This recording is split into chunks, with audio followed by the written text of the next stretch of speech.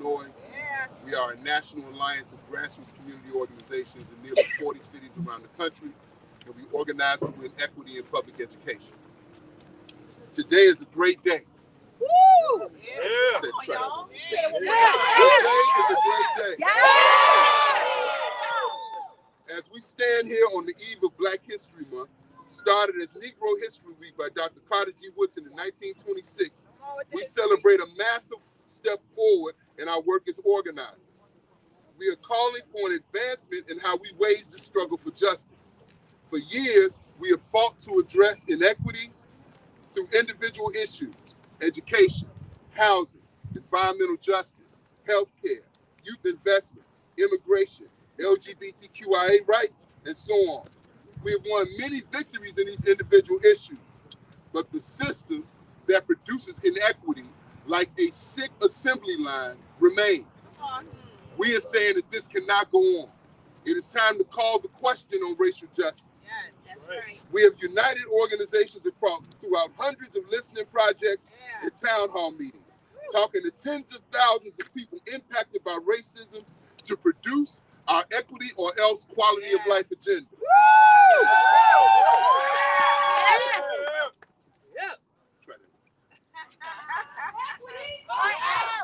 Equity or else. Equity or else. Stand up and respect yourself. Hold on. Stand up and respect yourself. I like the echo. Hold on a second. I'm gonna do this one time, and then I'm officially retired as a chant master. Y'all got this? Equity or else. Equity or else. Equity or else. Stand up and respect yourself. Equity or else. Equity or else. Equity or else. Stand up and respect yourself. Equity or else. Come on. Equity or else. Come on. Equity or else. Listen. Stand up and respect yourself.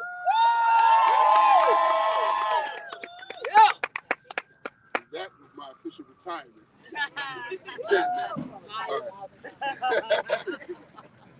But we've talked to tens of thousands of people impacted by racism to produce our quality of life agenda.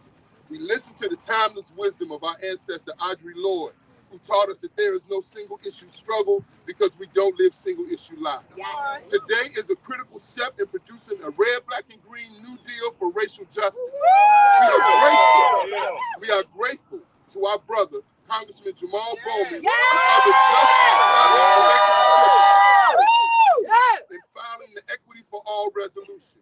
You will hear from legislative, labor, and community leaders who are united to not only file this resolution, but to see it become law in these United States. Yes. First up, let's welcome him as a lifelong educator and a freedom-seeking legislator, Congressman Jamaal Bowman.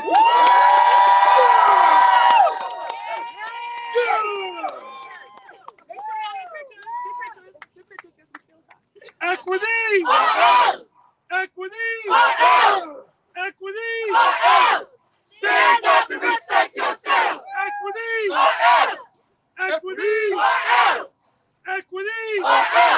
Stand up and respect yourself. That's why we're here. Yeah. That's why we're here. Yeah.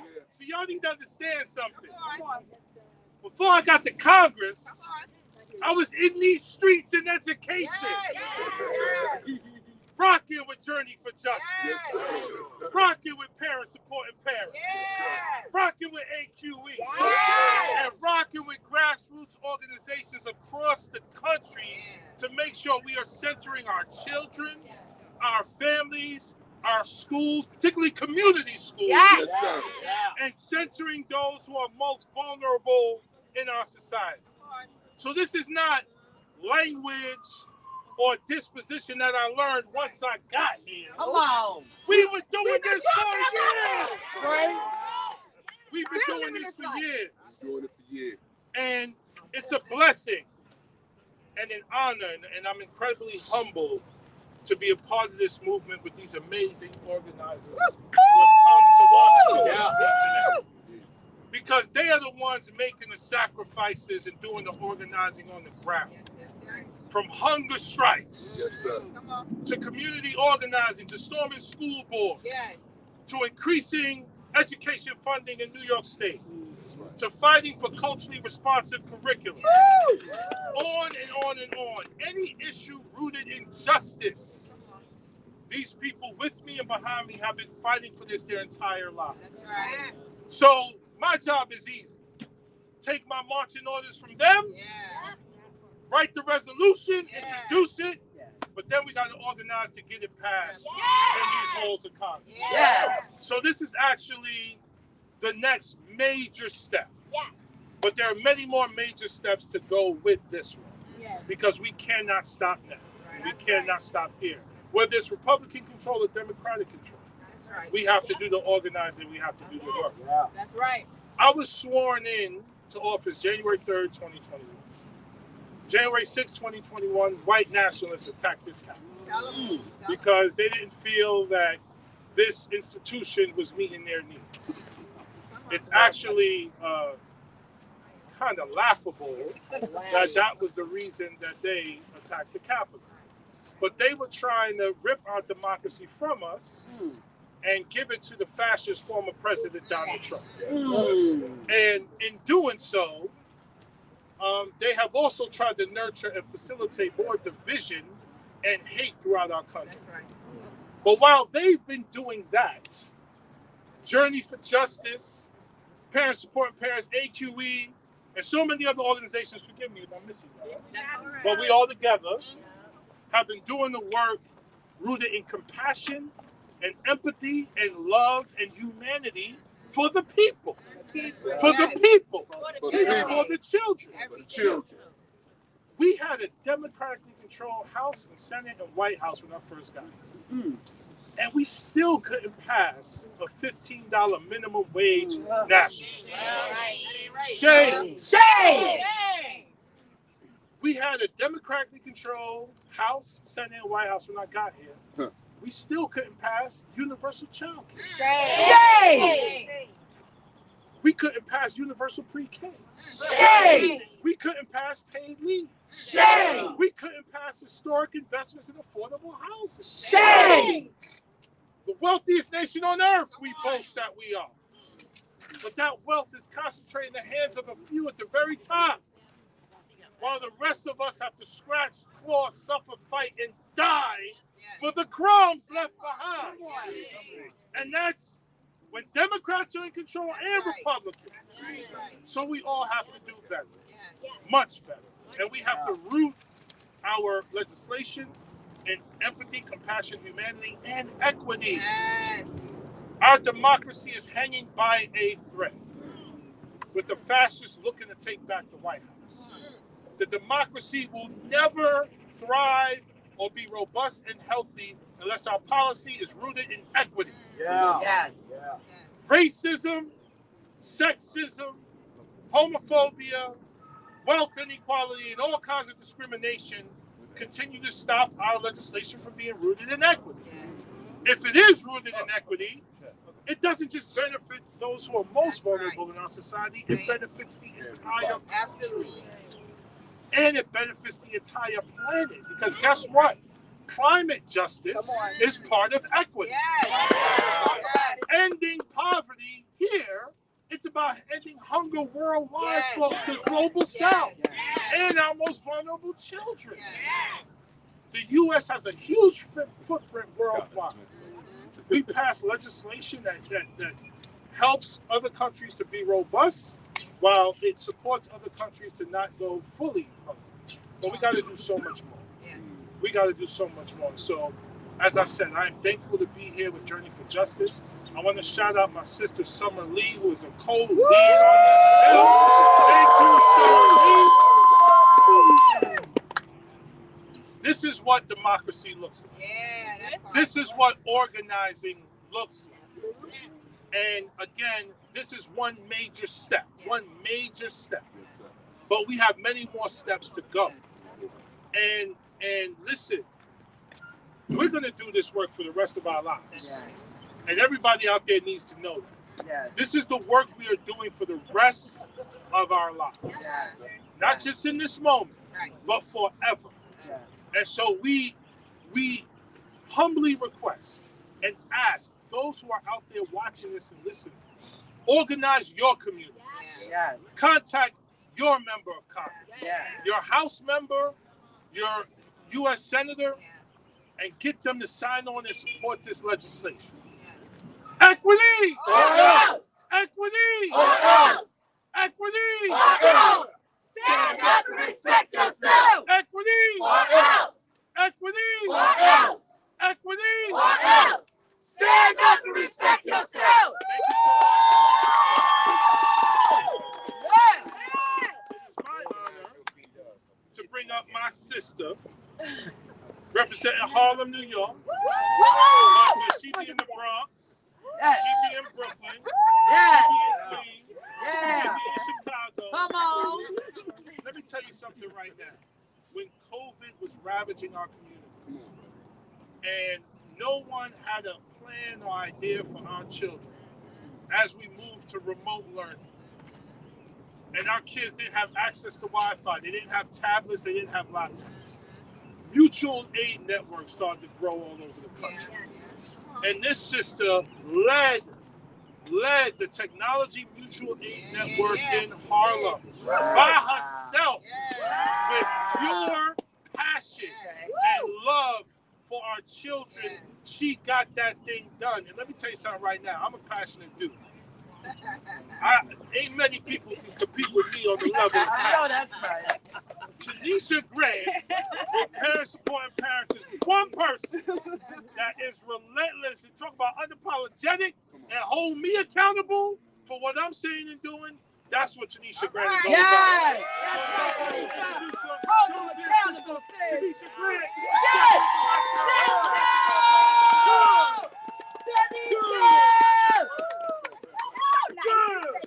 Family in Congress. Hey, y'all. Equity. Or else. Equity. Or else. Equity. Or else. Stand up and respect yourself. Hello. Hello.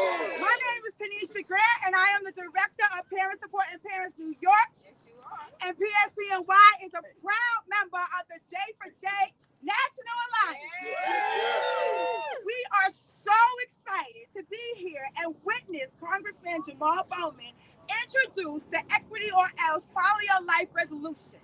We want to thank the Congressman and the Congresswoman Lee for introducing this resolution. Thank you to all the sponsors on this resolution as well. The people most impacted by any situation usually are the same people who know how to best solve the problem. Right. When we are speaking to our communities about education, public housing, healthcare, economics, access to food distribution, or the family policing system, Come on. talk about it. We, the community, are the ones that answer the call. Whether it's in Chicago, Illinois, Jacksonville, Florida, Oakland, California, Houston, Texas, Detroit, Michigan, Come on. or New York City, Yes. we come together for our communities collectively across the nation. All of our cities have the same issue. Institutionalized racism keeps us all from living our best life. Racism in all forms must be dealt with. We must follow uncomfortable conversations with real action to immediately put an end to the suffering of our people and our community. As we stand here today, before Black history, we celebrate the beauty, the culture, and the heritage of Black folk. Yes. We remember and honor Carter G. Woodson, Yes. our great ancestor, who started Black History Week, which is now Black History Month. As we follow his path and make history today with the introduction of this Equity or Life Quality of Life resolution, Congressman, you will always have all of our full support, and we look forward to seeing you all at Journey for Justice National on August 18th in Chicago, Illinois. Let's go!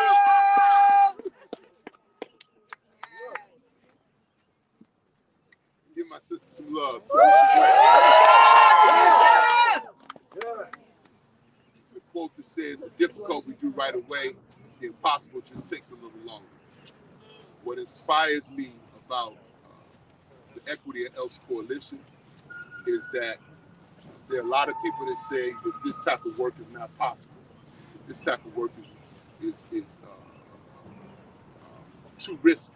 But I want to share something with you. The most powerful thing about being with a group of change agents is that we know what winning feels like.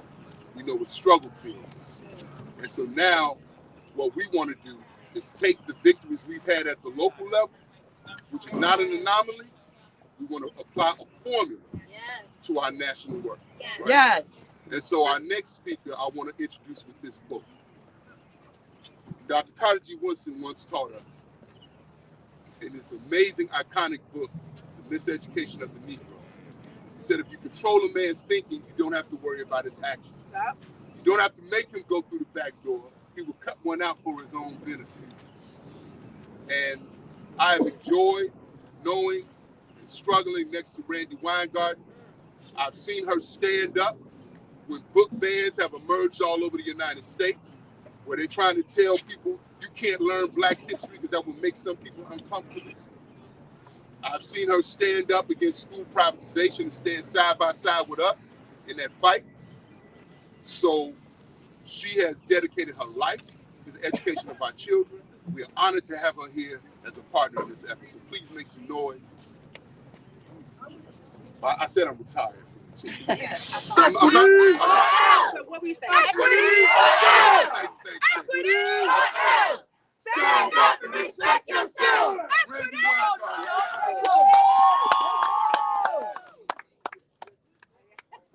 Wow. Okay, we got a lot of good lungs here. So, I don't know, G2, often we have these press conferences in front of the Supreme Court. Today, we're in front of the Capitol. And I had some young adults in my office a couple of weeks ago. Tonight, I often tell people, you need me to go closer. My office looks out at the Capitol from the other side. And I often talk about what I saw on January 6th, because I was in my office and I watched how that mob attempted to take away the peaceful transfer of power. And how that obvious, what my own eyes saw, is in the telling of history now, told in different ways, dependent upon somebody's point of view. That happens with history all the time. Which is why it's really important to have activists standing here fighting, because the struggle clearly never ends, but it's really not ended right now. In fact, the struggle has been rekindled right now because of everything that is happening in that building and across the country. Why do I start there? Look, I am a history teacher, but why do I start there? Because we are in the midst of a fight over an issue of diversity, equity, and inclusion. This country is made up of immigrants, both those who came forcibly and those who decided to come voluntarily. And yet, how many times have we now seen that ladder of opportunity being pulled up by people who've already climbed it? These are the climbers. These are the ones who hold that ladder down for other people to climb up. Equity is about ensuring that the next generation and the next generation after that can actually not just have the opportunities of those of us who are old, but have even greater opportunities. That's what America is about. But we have always had to fight for it. Yeah. But the fight now is, I would argue, as hard as it was 100 years ago. Because the polarization is greater. Because the division is greater. Yeah. Because hate has become normalized. It's okay to hate. It's terrible. So I wanted to be here today because equity or else, this fight, these activists, Arrows, Journey for Justice, this is a fight for opportunity. Opportunity for all, like is said in the Declaration of Independence and in the Constitution. But we have to fight for opportunity for all.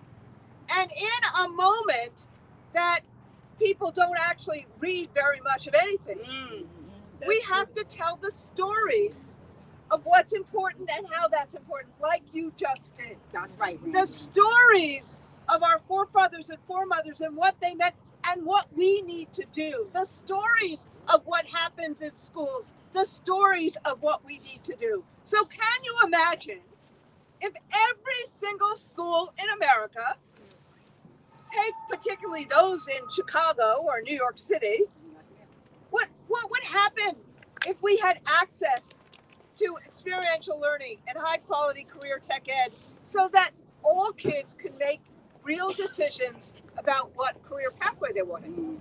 Could you imagine if we had literacy programs in every single school in America, public school in America, where kids were not only joyful about the books or poems that we're reading, but read them with great majesty because they knew how to read with confidence by third grade on. Yeah. And so that was not an issue. People would be scared of books by 8th or 9th grade because they could seize those opportunities. Could you imagine if we had guidance counselors and social workers and, digital access for all? What that would mean, the kind of coders we would have. Yeah. Why is it okay that somebody who was born to rich folks can have this and somebody who was born to poor folks cannot? That's not opportunity in America. That is what we're fighting for. That is what equity means. That is why we are here.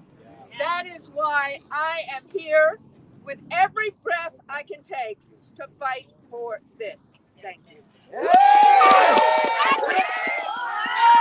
Equity! Stand up, respect yourself! Yeah. Wow. So one of our speakers could not attend, and that was Brother Ivan from the Baltimore Algebra Project.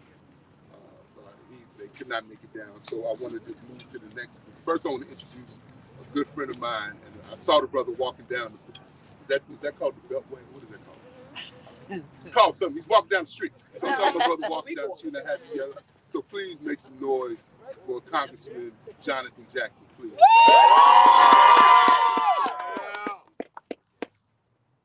Yes. I'm honored to be here today.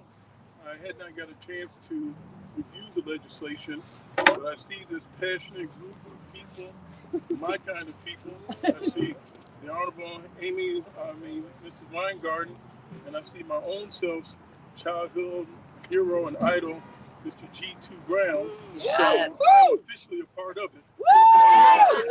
Let's see good. Let's see good. Back to the office, I'll have an opportunity to review it. But if there are good people and there's good company, That's right. it's the right issue. That's the fact right. of the matter is, last year America reached a record high in suicides. Last year, we've seen 100,000 fentanyl deaths. Now we're seeing children reaching for guns and not for a sense of God. We see our nation teetering on the precipice of being lured into wars and further distraction from our peaceful agendas.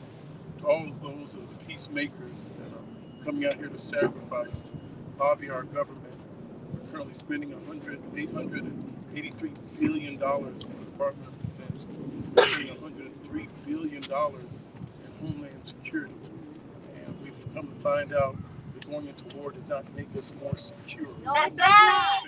$1 trillion in the new millennium going into Afghanistan. We spent over $6 trillion going into Iraq. Talk about We're Israel, not the please. more safe and the more secure. So I stand with our allies and our friends in making peace a priority.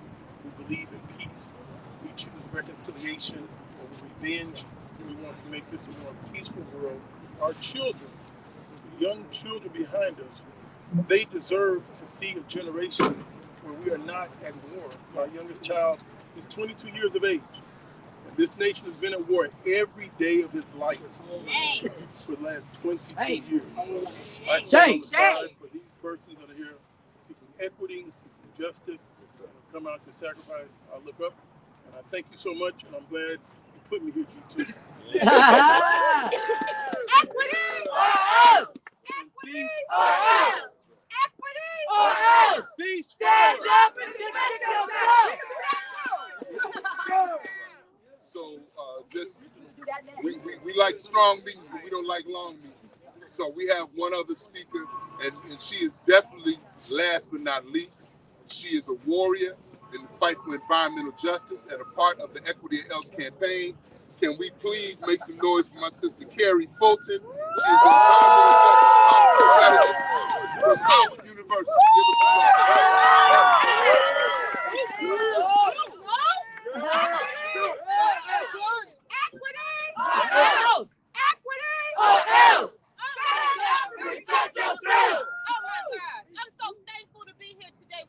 This is beautiful, and more than anything, when we respect ourselves, we respect our planet. That's right. When we talk about quality of life, equity or else, we can't have that if we can't breathe.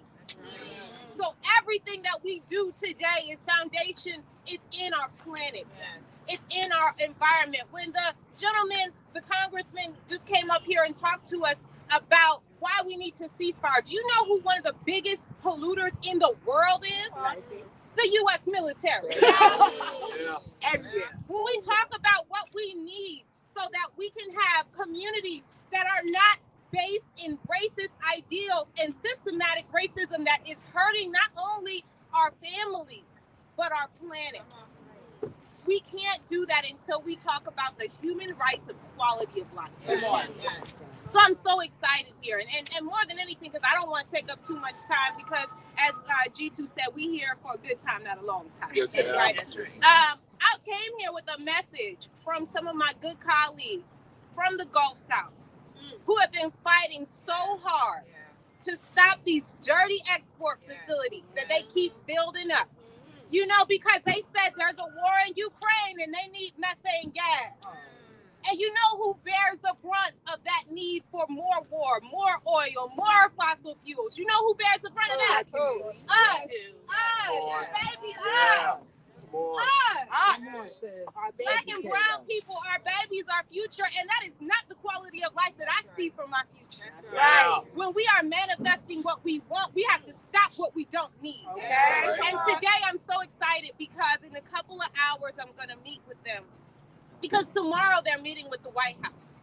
Because last week, all the fighting that they've been doing for decades, fighting for environmental justice, they got one little win. And that one win is a pause in the approval of new LNG export facilities across the country. That means that pause means that they're going to change the way that they determine public interest standards. And what does that mean for us? It means that all of us need to stand up and use our voices. It introduces a new public comment period. It introduces a new conversation about what does it really mean for something to be good for the quality of life. So it's all connected. Yes, absolutely. So when we talk about this in this moment, and I keep seeing wins. And what that means is that the front lines are rising. Yeah. What that means is that all these people behind me, especially y'all, Yeah. the young people, baby, y'all better hold it down for us because we are fighting together. We Intergenerationally today. We outside? We outside. Okay, equity or else, and we need that. And I'm so thankful to stand here with the Journey for Justice Alliance, and we stand 10 toes down, ready to make sure that we're building the future that we need. So thank you so much.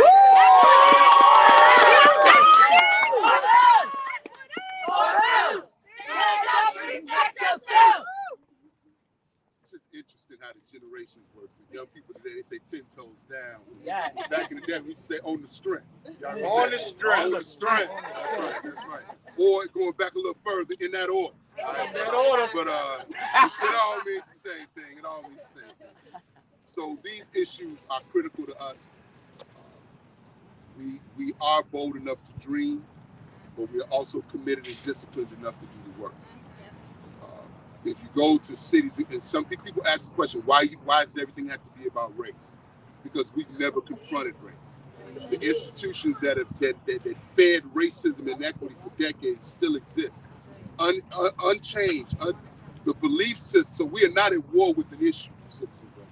We are at war with a belief system. Thank you. That belief system poisons every institution that most of white America takes for granted. A grocery store, a decent school, decent affordable housing instead of slumlords, right? Food production and delivery systems. So if you pay taxes, this is not about a handout. If you pay taxes, whether you have a mortgage, whether you buy a bag of potato chips, you have a right to a decent return on your investment. So as people who pay taxes in this country, we are organizing for equity. And when we say or else, for all the people that have raised equity, what do you mean by or else? We mean if we don't have equity, we have fascism. If we don't have equity, our country will never heal. If we don't have equity, we fear for the future of our children because the wolf called racism is still hunting.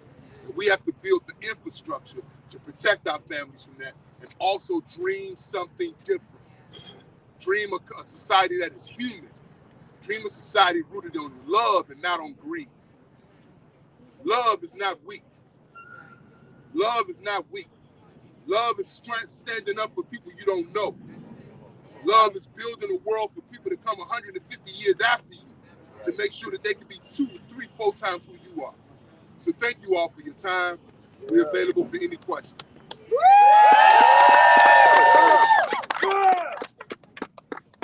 Yes, ma'am. Hi, Cheyenne Daniels with Fifth Hill. I hear that, how are you? There's a great coalition that we have in front of us, but as we mentioned, there's a fight taking place behind us, which is being able to recognize Black history. We're out here for Black history. There's a fight to recognize whether or not climate change is even real, let alone human induced. So what about this amendment, this project, this proposal? What is different from all the other ones that we've seen so that we can see this actually get passed by the legislators behind us and signed by President Biden? Absolutely. We believe that what makes this different is that this actually has emerged from the people that are going from the pain. We say that those closest to the pain must be closer to the power. People will fight, Cheyenne, for what they help to build. They say the definition of insanity is doing something the same way and expecting a different result.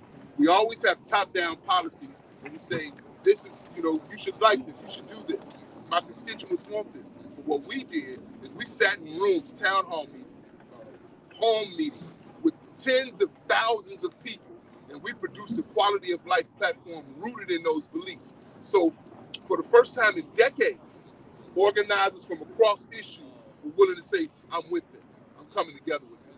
So this is a small but mighty representation of our base. All right. We got people. And we're prepared to organize in our cities, and we're prepared to organize here to win. I want to say this again.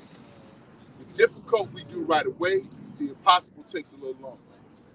You're amongst women and men that have won billions of dollars for children and education equity when nobody told them they can win. You're among women, the young people that have won back the right. You're among people that actually snatched up charter school signs in the neighborhood and created charter-free zones. you amongst people, I got somebody saying hold that down. But I'm not going to identify who did it, but they did it.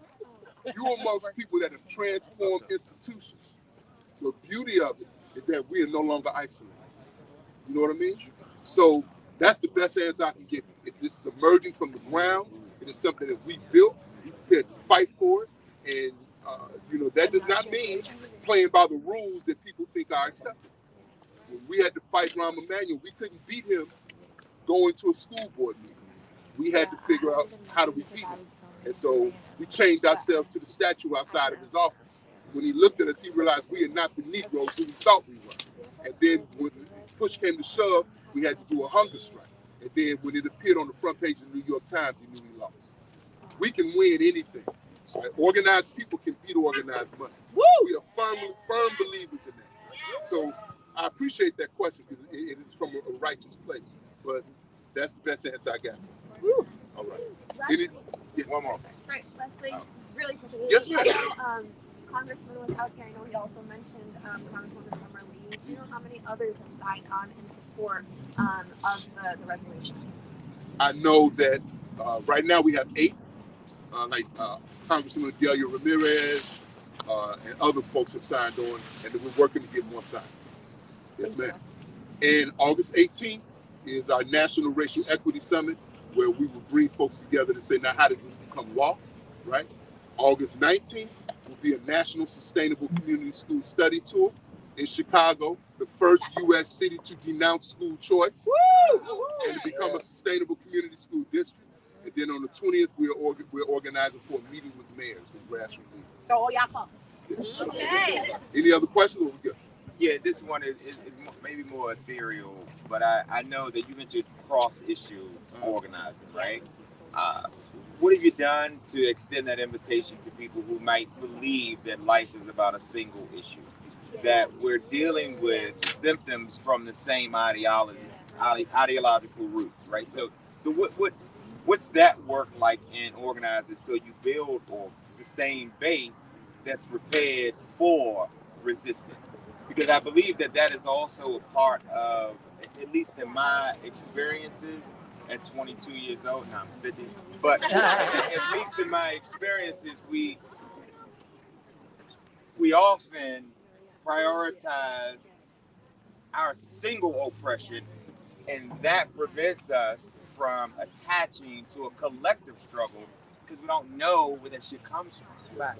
So our methodology is really simple. The best organizers are great listeners, right? So when we talk to folks in environmental justice, the ask was teach us what the platform is, right? And so being open to other people's wisdom, I think, is the first piece, right? But I know when we've had conversations with folks, they said, look, we work with folks around food justice, and there's a group called Project Sweetie Pie in Minneapolis, and this brother organizes urban farms throughout Minneapolis, and another brother in St. Louis who has a farm. And they taught us about what the issues were. They had their base, and then we made that part of our food justice platform.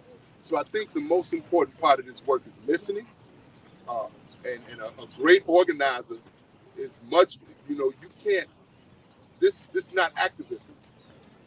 It's different. An activist picks their issue. Right? And there's nothing wrong with being an activist. So anybody that's activist, don't be waiting for me around the corner. But it is different. The work of an organizer is to listen to the people to find out what they care about, then help them build strategy and power to transform. The greatest activist of the 20th century was Martin Luther King. Arguably the greatest organizer of the 20th century was Ella Baker. You understand? And so if I understand things, brother, the most important thing, brother, when Sister Carrie came and was dropping the gems on us in environmental justice, and there were environmental justice groups in Atlanta and other places like that, we became listeners, right? Because too often we want to lead people instead of walk hand in hand with people. We're not leading this. We're just being a conduit for people to come together, right?